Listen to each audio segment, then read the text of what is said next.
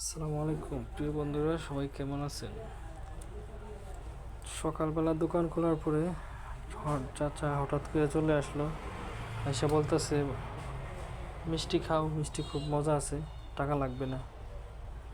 চাচারে আমি চিনি ছোটো থেকেই, চাচা থেকে আমরা ছোটোবেলা মিষ্টি খাইতাম। চাচারে বলতেছি, চাচা আমার কাছে তো টাকা নাই। বলে, নিয়ে নেন, টাকা লাগবে না, 1 কেজি নিয়ে নিন, পরে দিন, সমস্যা নাই।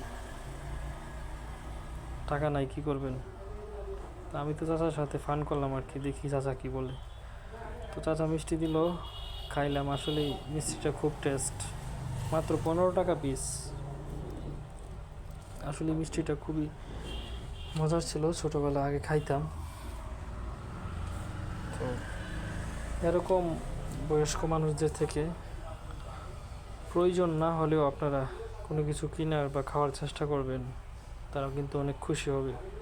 আমি চাচারে খুশি করে দিছি, চাচাও খুশি করে নিয়ে নিছে।